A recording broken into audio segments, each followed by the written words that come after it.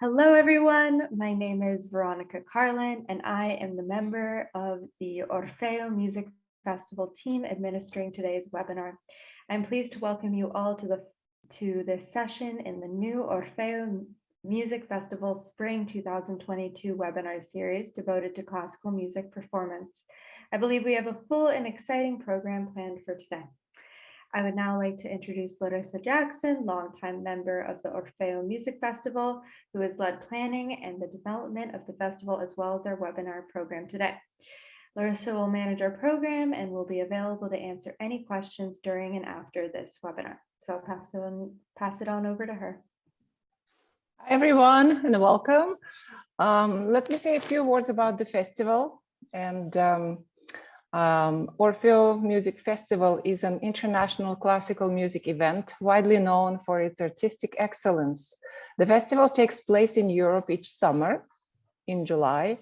From the time of its founding in 2003, the festival's mission is to celebrate and promote artistic excellence with classical music performances of the highest standard and to offer superior education to the new generation of musicians with the world-class artists, to nurture creativity and to build lasting human and artistic bonds. Great, and I would just like to encourage you to subscribe to our YouTube channel where we will be posting the webinar series, including this one, this program, and of course, please share this with anyone who might be interested.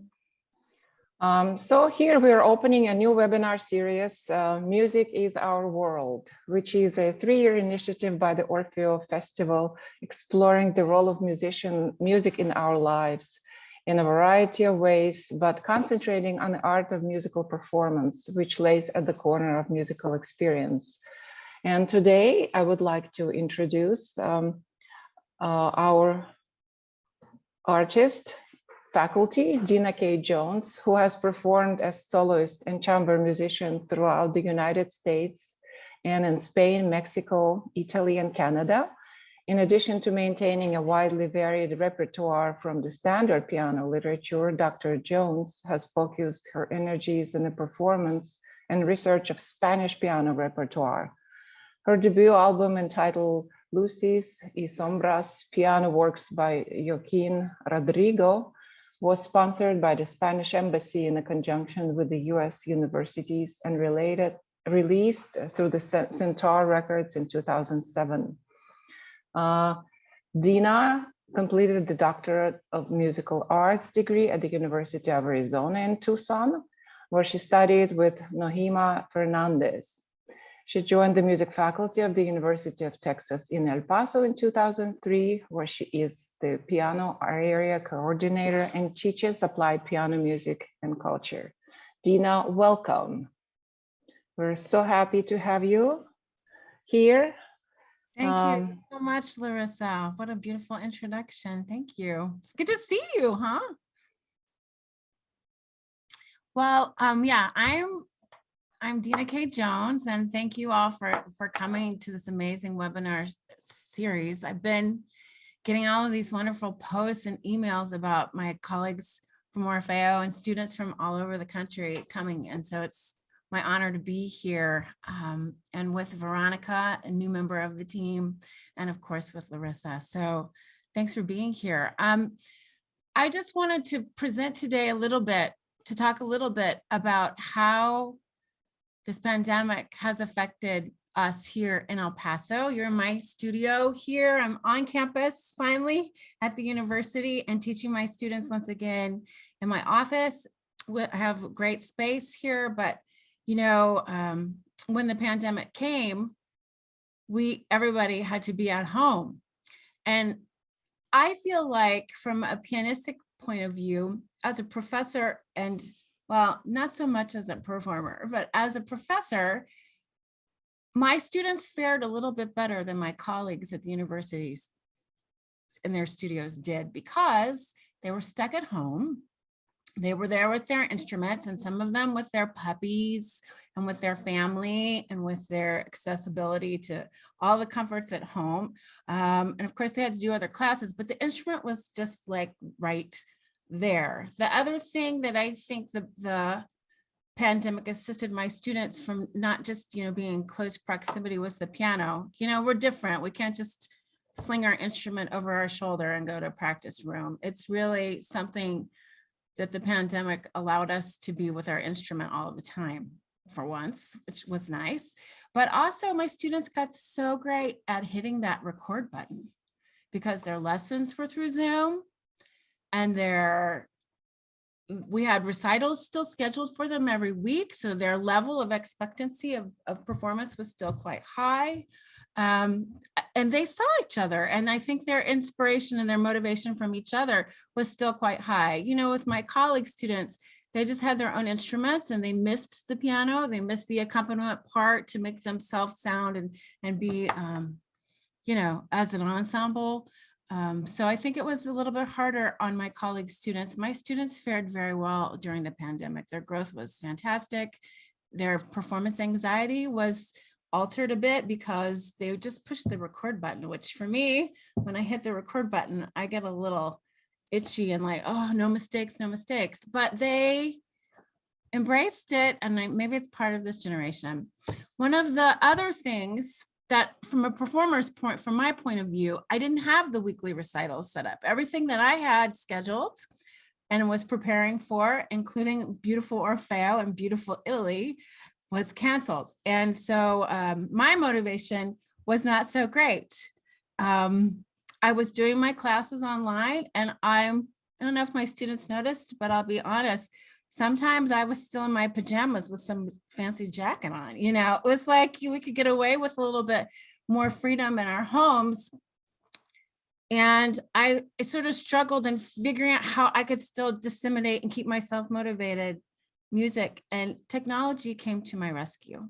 So one of the projects that I did that I thought would be appropriate to share today is that I put together a video about Orfeo and how it connects with my students here in El Paso, Texas. And so I'm going to try and share this video right now and show you how great my video skills have become. Don't anybody laugh.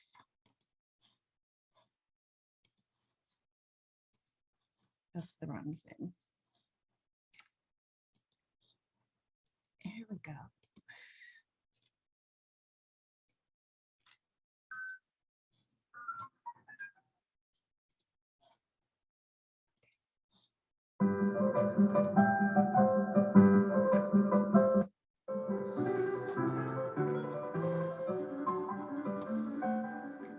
Hello, my name.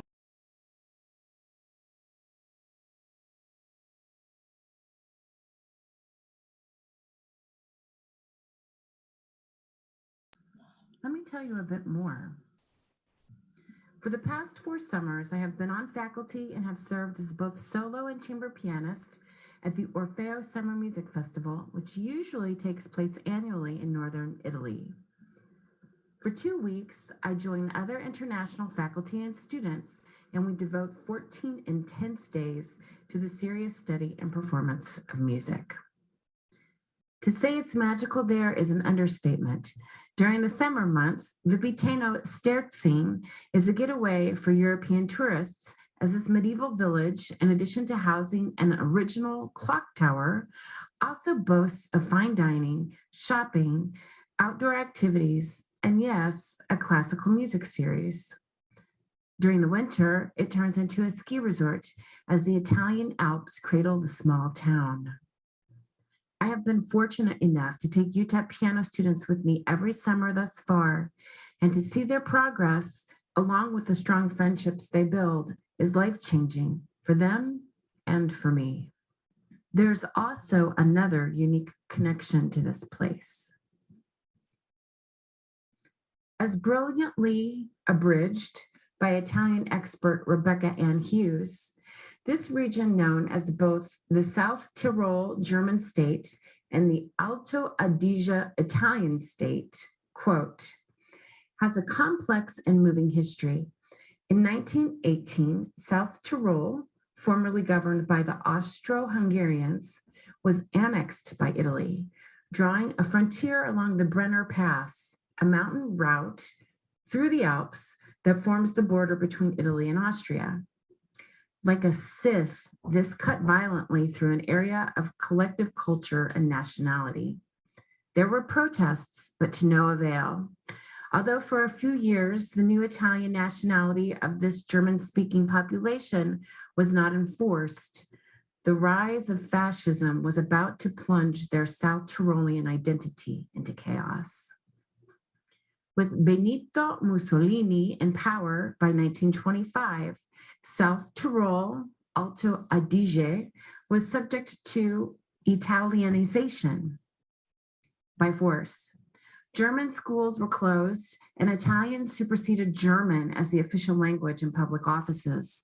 For the next 60 years, this region would be subject to continual identity flux, including a choice for inhabitants to immigrate to Germany in 1939 or remain as true Italian citizens, being annexed to Nazi Germany in 1943, and then returning to Italian hands after the Nazis' defeat in World War II.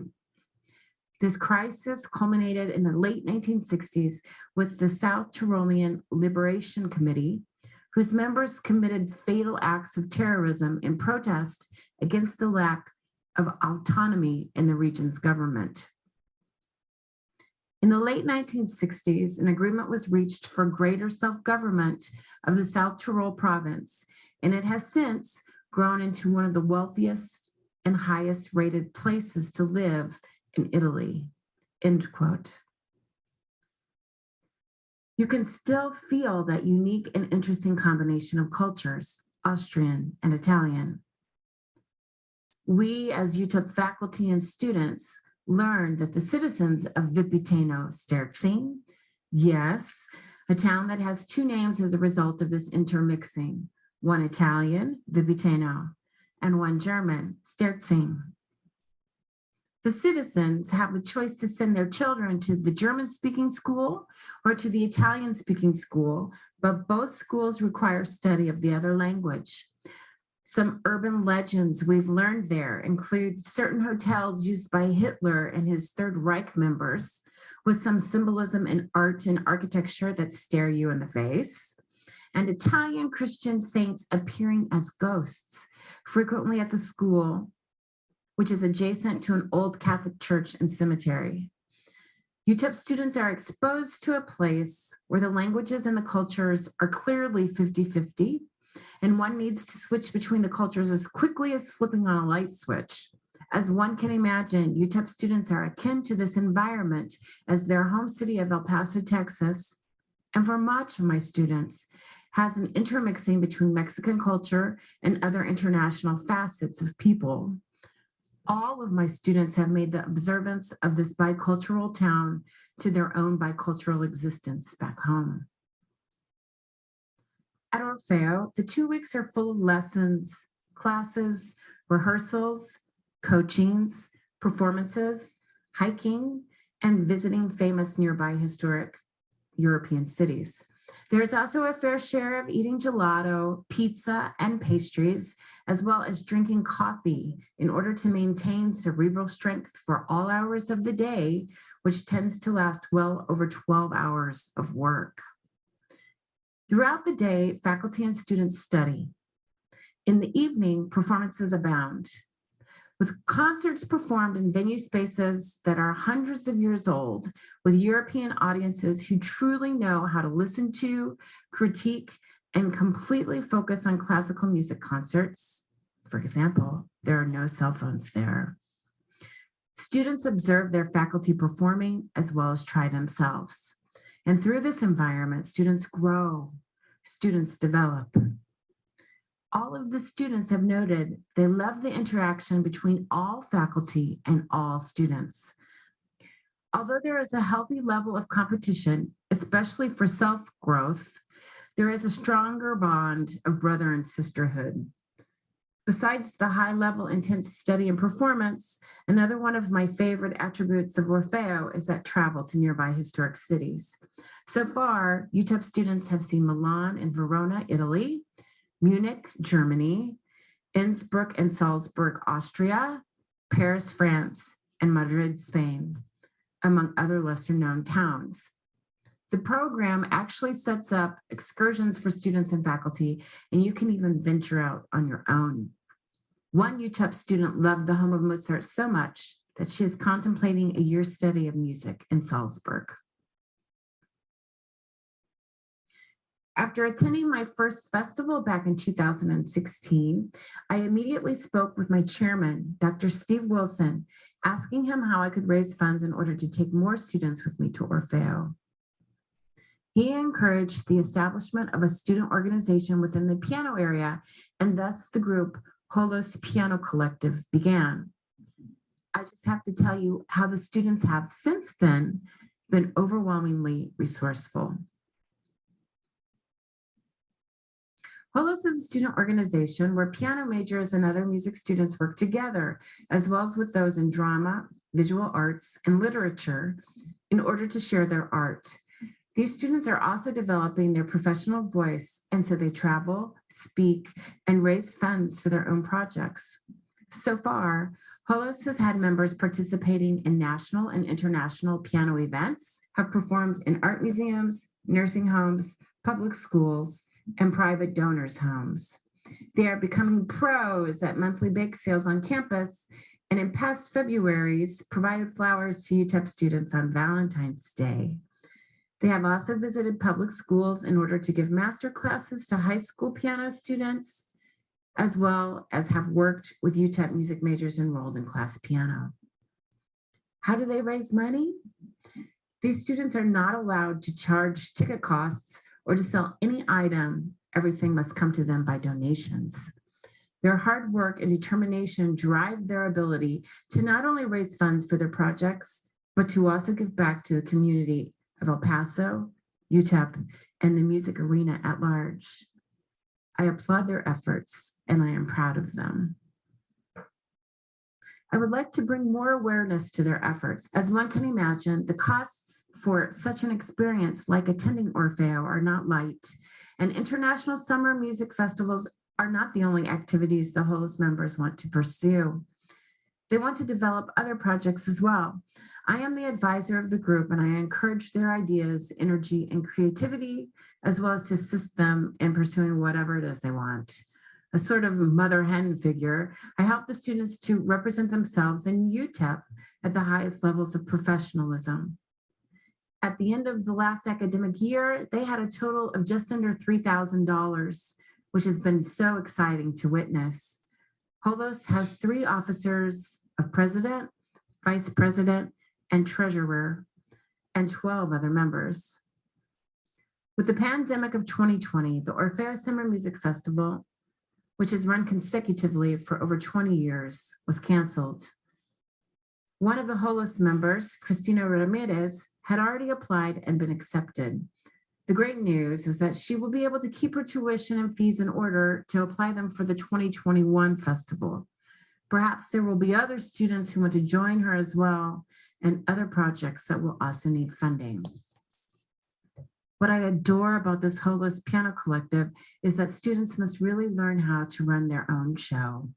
They are required to pursue activities that include planning and organizing, public speaking, solo and chamber music performance, budget evaluations, letter writing, website development, piano pedagogy, dressing professionally, promotion and publicity, carrying themselves professionally, and interacting with people, amongst so many other things.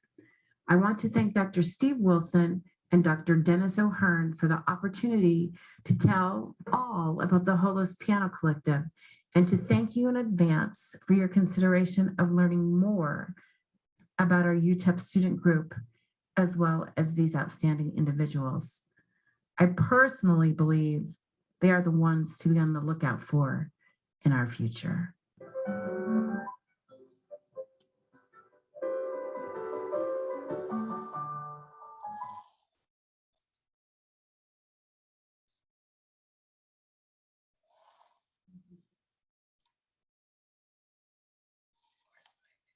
Am I there? I'm there. Okay, I'm there.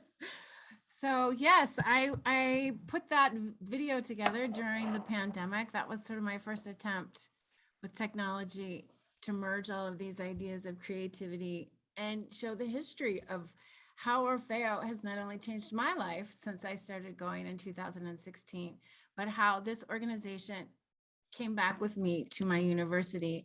And Orfeo was the starting block for what now has become a very, very successful student organization. They have over $4,000 that they've garnered now, and some students will be traveling for Orfeo 2022 with me to Vipiteno. So that was one video that I wanted to share, and just to know, this feeling of seeing all of these familiar faces, that this sort of legacy through this amazing festival continues on and on.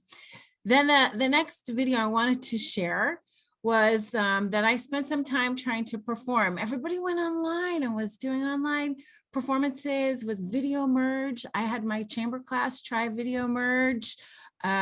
We had our local symphony, which I'm the principal keyboardist for the El Paso Symphony Orchestra, request videos from their players so that the audience members could still feel connected with the performers and feel like they knew their orchestra members a little closer.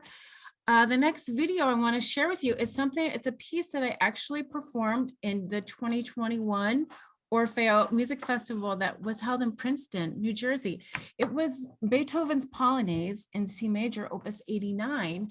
And I had been preparing it for so many reasons, so many historic reasons. This Opus 89 was composed in 1814 and published in 1815 as a response of Beethoven attending something called the Congress of Vienna. And this was an international diplomatic conference that was set to reconstruct the confines of Europe after Napoleon was defeated. It was a whole year long. And so all of these international diplomatic governmental figures were coming to Vienna, and Beethoven, of course, was frequenting these places, this where this conference was. And he happened to meet a Russian empress, and I'm going to try and say her name correctly. Her converted name, it was Elizabeth Alexievna. I tried to practice. Alexievna. Thank you, Larissa. And so he met this she was beautiful. She was blonde and blue-eyed. And he met her in this Congress. And she was married to a diplomatic, aristocratic figure from Russia. And she went with him to this conference, but she did meet Beethoven, and he was so charmed by her that he ran home and composed a piece for her, dedicated it to her, the Polonaise in C major, Opus 89, and he performed it. And so she got to see it there in person. And so some of the reasons that I wanted to play that piece, and you'll hear, you'll hear in the video that I'm going to share with you, this showcases a lot of Beethoven's heroic sentiments. So we know previous to the fall of Napoleon that he was in favor of Napoleon, thought he was a very strong, courageous person until he declared himself like dictator of the ruler of the world. And then Beethoven was like, okay, maybe this is not the person that I thought I was going to be in love with here. And so this shows, I think, Beethoven sort of overcoming past sentiments with Napoleon. And also the fact that he wrote it for a Russian empress. In my mind, I was sort of playing for Larissa. I was playing for Larissa in the 2021 performance, somebody who loves the arts, somebody who is fighting for good for the world. They had all of these ideas in my mind. And so I started to study this piece, who I actually knew about this work because a previous student, Alex Ansel, who attended Orfeo a few years ago, he wrote a paper on it, and he wanted to defend that this Beethoven Polonaise, written in 1814, was actually the precursor to all of the Chopin Polonaises. And I just had to check it out. Chopin's first Polonaise he wrote in 1817 when he was 7. A Polonaise is a peasant dance from Poland. And then it became really it did this switch where it became very popular in high art and people were really connected to it. And it had this sense of nationalism for Poland. So all of these sort of things are mixing together. I started to work on this piece, and we were given the assignment to our students to pre-record a piece to showcase at an area recital. That project did not go over so well. I only had a couple of students that really attempted it. And so I thought, well, I'm going to show them what it's like for a college professor to be a student. So this is from my house. This next video is this Polonaise from my house. The sound quality is not very good. It's not quite as polished as when I played it for Larissa in Princeton, but I just wanted to give you a sense of me from behind the instrument and how I handled everything during the pandemic to the best of my ability. Okay, let me see if I can find this one.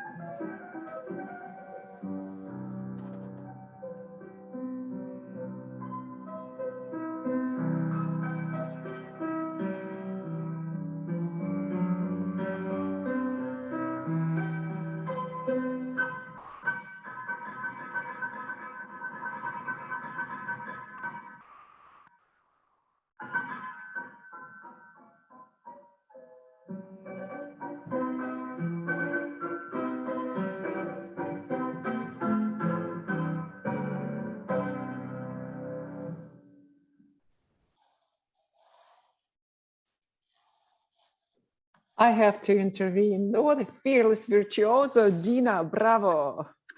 Not afraid even to record in your own home.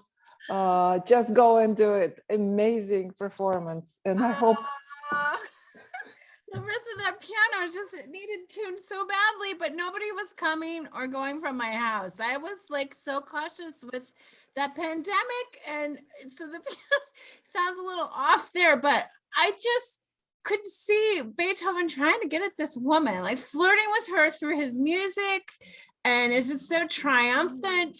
And then I didn't think I was able to tell you during our Princeton time, but that was giving that gift, like you were my Russian impresarias person. You were the person I was thinking of, so full of joy and just doing good things for good people. So that was the big performance. And, I remember at Orfeo at the church there that John Perry, his wife, Mina, was playing with part of the festival. And John Perry is a pianist that I heard when I attended Aspen Summer Music Festival years ago, playing Beethoven of all things. And to be able to meet him afterwards and to have him hear this Polonaise was like a full circle moment for me in my life. I don't think you knew all of those little details, but oh my. Orfeo has done a lot of great things for me and my students. And so we're gonna just, if it's okay, continue with our theme of Beethoven here. And I have a student, you saw her picture many, many times in the first video. Her name is Lauren Martinez. Hello. She's here. And Lauren, why don't you tell everybody what you're going to play for us today? Yes, I will be playing one of Beethoven's later sonatas, Opus 109 in E major. Very beautiful, very lyrical, and very different to some of his previous sonatas. I think this is when the classical period kind of starts to transform into the romantic, and you can hear that in this sonata specifically. Great. She's going to do just the first movement. We're going to work a little bit together so everybody can see how we do it around here in El Paso. Okay.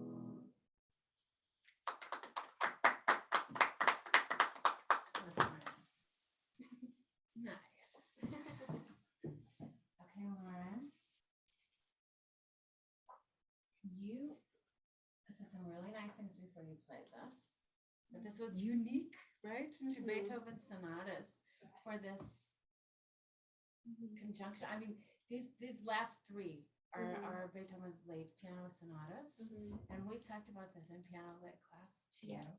I don't know that I'm like everybody's talking to you. Try to turn. Can you turn? Okay. Okay. Yeah. Okay. I'll stand over. Okay. So, what's different about this? What's different about this first movement of this Beethoven sonata? What's so striking, or what's maybe one of the biggest challenges of this sonata? I think with this first movement, there is like a lot of push and pull, and there like you expect it to go one place and it doesn't. It's unexpected where it goes to. Exactly. Like, Mhm. you know, we talk about first theme and second theme and transition. We don't really get that so much. Do we have two main ideas here though? Yes. We have The first part, The when first- it opens up. and then what's the second one? A tempo change. Oh, the Adagio. Adagio, which is really, really super expressive. Uh-huh. All of this change, like Mm-hmm. out of nowhere. I remember in our piano lit class, we were saying at this point, you know, Beethoven was completely deaf. Right. And so at this point, he was just, you know, letting his inner soul come out. This is no rules so much anymore. And the Mhm. German tradition, I think he was just coming to his own. And you're right. It's because of works like this that we have this transition to the Romantic era, which we've also talked about. It's about the Mhm. grotesque, the horror, the feeling, the love, everything's so big. Right? Uh-huh. Right. So I think, Laura, we're going to work on in this little masterclass how you can switch your approach for the first theme Mhm. and then that second material. Okay. Now, let's talk about that first theme. It is so hard to bring out. We've talked about this in your lessons. Mm-hmm. And now it's almost coming out a little too much. It feels like it's almost too accented. Okay. So try to take a deep breath, Okay. and that all of those eighth notes that come out, you know, after it, to all of these 16th notes. Mm-hmm. Can you just try to ride them? Just try to catch the breath and just let it move. Don't feel like you have to poke out that main melody so much. Okay. Take a breath and just be expressive, Lauren, and try to stay in tempo. Okay. Just go.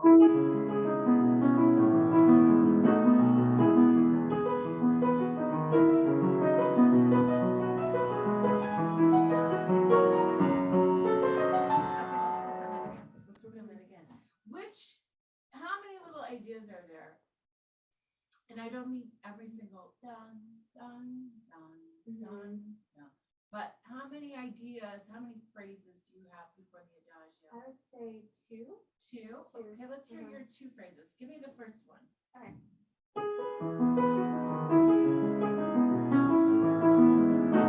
Okay, let's look at that. Okay. Now, is there any place in that phrase that gets the main emphasis? Where are you going to move to in that phrase? Probably the second to last chord, because it's from going from 5 to 1. 5 to 1. Mm-hmm. Can you shape the phrase like that? So as if you were a singer, Mm-hmm. or we talked about, I'll be honest, this is not my own idea for the Orfeo webinar. This is Leon Fleischer's ideas. I heard him give a master class on this, and he had the most beautiful idea about this first theme, that it was somebody riding a bicycle through a field of like flowers, pink and yellow flowers. So, and very less of sun. And so feeling like that idea of motion still while you're giving a phrase. I think you can start it maybe a little less and really see if you can go to the 5. Okay. 1.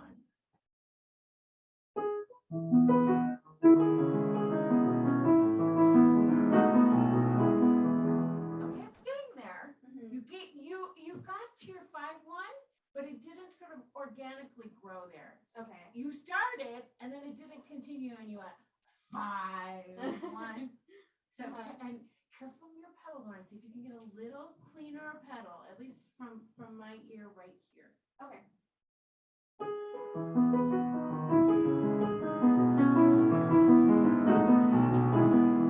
getting there. Okay, how about the second phrase? Where's the second phrase? Right after. Let's hear the second one.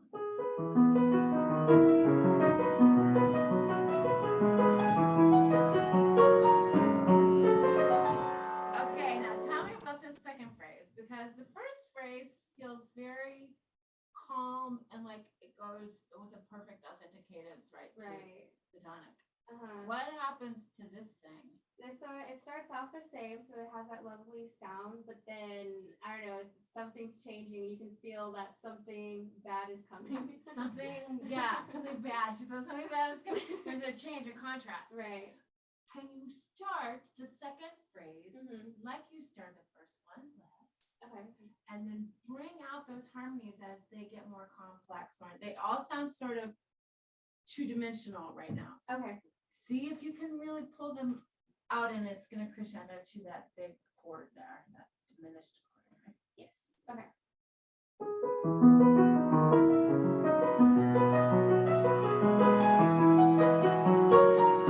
Okay, now I gotta ask you, is there a retardando into that measure? No. No. There's not. Okay. I wouldn't. I would just let it, because you think it's gonna be the same as the beginning one, the number one, but it's not. It's gonna go smack right into this chord. Okay. You kind of are letting away the surprise, the contrast there. by okay. You slow down a little bit. Uh-huh. See if you can keep your tempo. Or go right into it. The second phrase. Okay.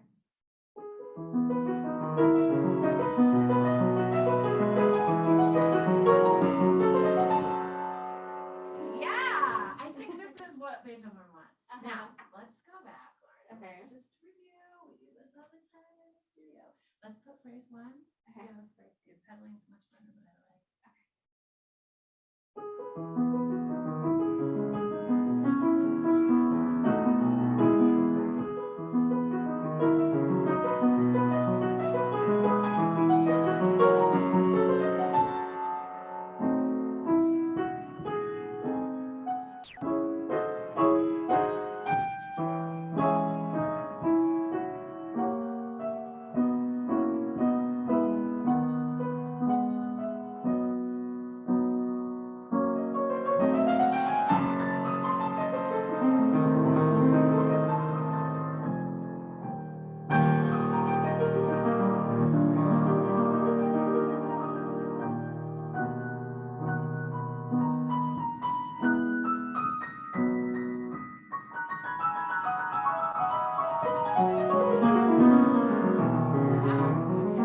I just stopped you because it playing this really beautifully. Let's talk. Wow, that was good. Let's talk about this Adagio section. You Okay. played it better this time. So this also is full of contrast, but there are this sort of these, like he wants to go there, but no, go there, but no, right? So Right. these sort of this anticipation thing of something that's going to happen. Mm-hmm. Where's the first one? Where does it go to first, Lauren, and then pull away?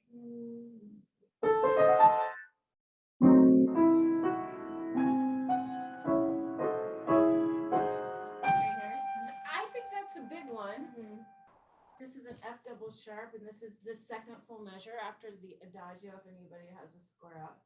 Mm-hmm. What about this is maybe a little one?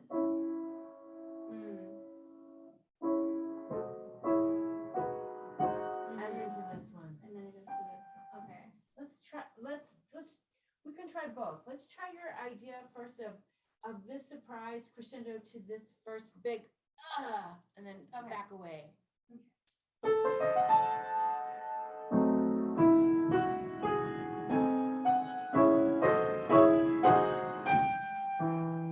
Okay, now let's try mine. Okay. That was beautiful. Now let's see what happens if you come back and go to here first and then go to there. Okay.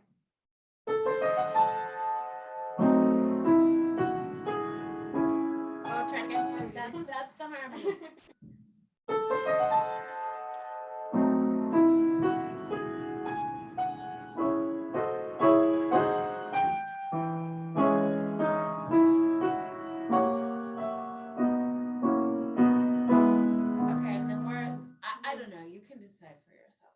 back and listen to the recording and see which one that you prefer. Mm-hmm. I like this. I like to bring up this harmony first, Okay. and then this one that you're highlighting second. Okay.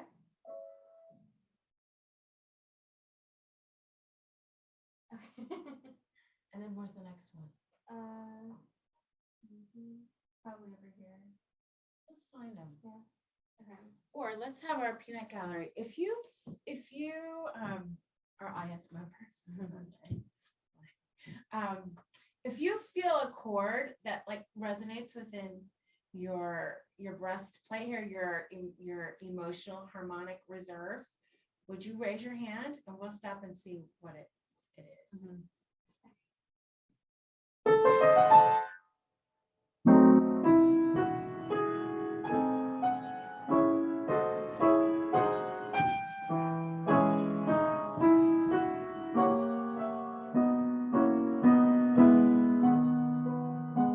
Yeah. So she's and Maria's not is just like what? But Christina is raising her hand on every time that you have an altered chord, that you have one of those dissonant chords. Yes. Can you try and lean on? And you know the other thing, Lauren, is that it will make more emphasis on some of these contrasting. You're going for the contrast, I find really, really well. Can you come off of them? Your resolutions from the dissonant chords are almost equal to the juice that you're giving on the chromatic ones. Okay. Try to relax a little bit after you give the relax. Okay.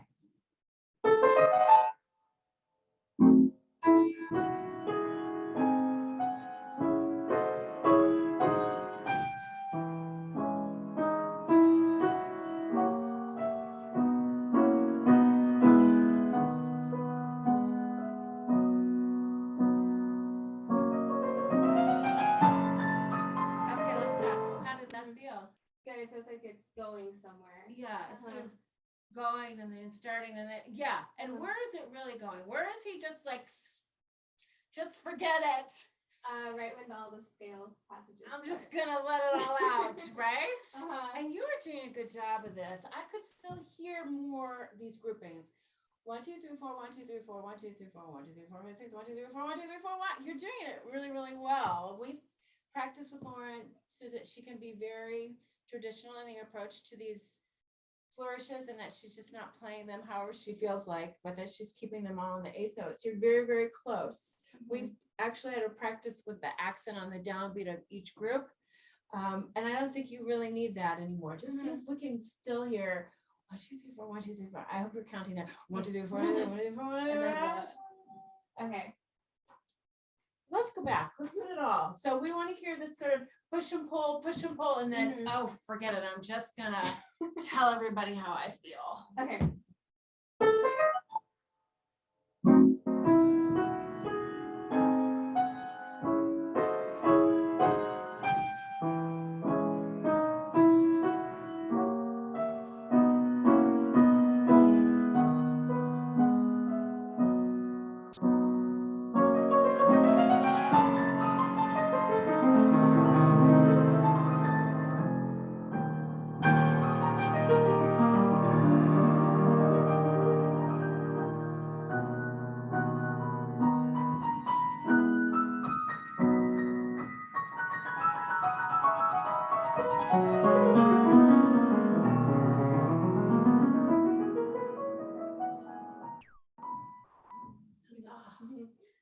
Love it.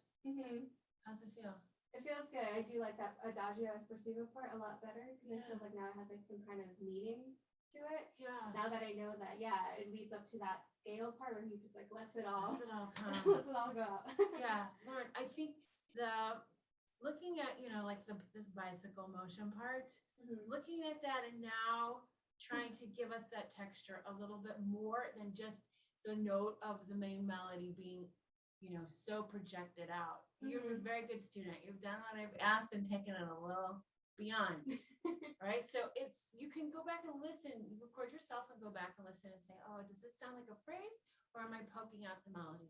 You'll hear it.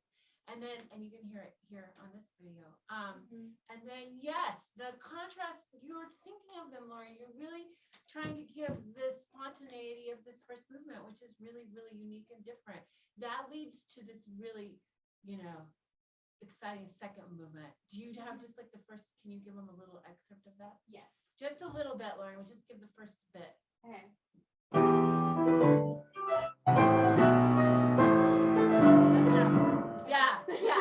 This is what happens in the second movement. Some people think maybe this was just an introduction to that first movement. I don't know. This more anxiety, Yeah. right? And then the culmination of the sonata is the last movement. Yes. What's going on in the last movement? In the last movement, it's a set of variations. There's 6 in total, and it's very similar to the melody that we hear in this first movement. And it's very virtuosic the way that Beethoven takes that melody and just changes it in each variation. It's very exciting and beautiful too. It's so beautiful. It's almost like all of that energy finally comes to some peaceful climax. Do you know the theme of the last? Yes. She's gonna play just a little bit. It's just one of these moments in our repertoire.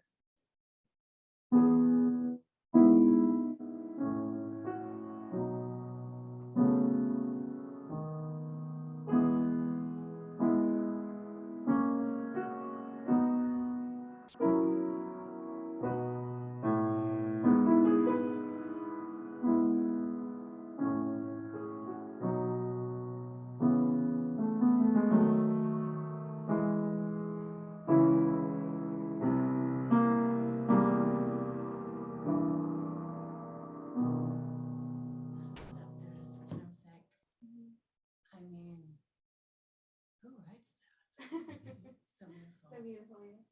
Lauren, I think Lauren's preparing this for her senior recitals coming up.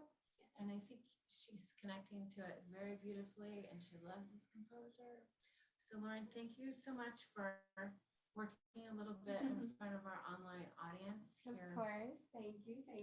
And everybody's clapping for you over there. Thank you. How are we doing on our time? We're just really under the wire here. But do any of you have any questions or anything for Larissa or for Veronica? No. How about you? No.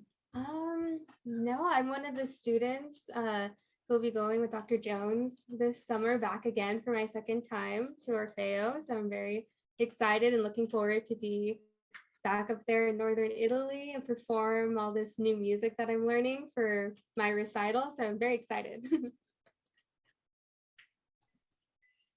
All right, thank you so much for a fantastic session and being brave to go on the air like that. So thank you again, everyone. And we will conclude. Veronica, are you there? Yeah. I'll take it from here. Yeah. Okay, thank you. Thank you, Great. everyone. Yeah, of course. Great. I just wanted to say how honored we are to have had Dr. Jones and Lauren join our program for today and sharing the knowledge and art. And we hope you enjoy. We hope you will join us for our next session, which will be in an hour. We will have Becoming Your Own Musician, a panel and discussion and performance with Stephen King, an oboist. And it'll be a discussion on championing a new repertoire and forgoing your own career path. So yeah, you guys are not oboists, but maybe you would be interested in that for that reason. And then on February 25th, Friday from 8 to 10 p.m. Eastern, we will have Across Asia, a masterclass with faculty and students from Taiwan. And then on February 27th, which was a Sunday from 1 to 2 p.m. Eastern, we will have a piano class with Maria Razmuskovaya. And yeah, as pianist, I'm sure you guys would be very interested in that as well. And before we conclude, I would just like to introduce those of you who might have missed the dates for the summer's edition of the Orfeo Music Festival, an international classical music event and a one-of-a-kind opportunity for ambitious classical music student performers to travel to Italy in July to train with world-class faculty performers, participate in their master classes, perform internationally, and gain recognition in concerts, go on trips and musical tours of historical locations, and make new musical friendships in an international network of professional connections. And I'm sure you can talk to Dr. Jones and Lauren about this, and they'd be happy to tell you about it. This year, Orfeo Festival will not only feature the original festival in Beethoven, Italy from July 4th to July 16th, but it will also offer a special additional program, the musical tour of Russia from July 16th to July 26th. Students can apply to participate in either the Russian or Italian programs or both. The event is suitable not only for student and educator performers, but also others with strong interest or professional involvement in the music and arts. You can register for the event online through March 15th or by March 1st for the early bird registration rate. We would like to thank our sponsors as well, that include Orfeo Music Festival Foundation, Mayor of the Beethoven Peter Volger, Department of Culture, City Council, and Department of Tourism of the Beethoven, Italy. If anyone here has any questions, we encourage you to reach out directly to us or by visiting our website at www.orfeomusicfestival.com. We thank you all for attending today, and we look forward to speaking, playing with you in soon here or in the Orfeo Festival. Thank you guys all so much. And yes, thank you for your time. Thank you, Veronica.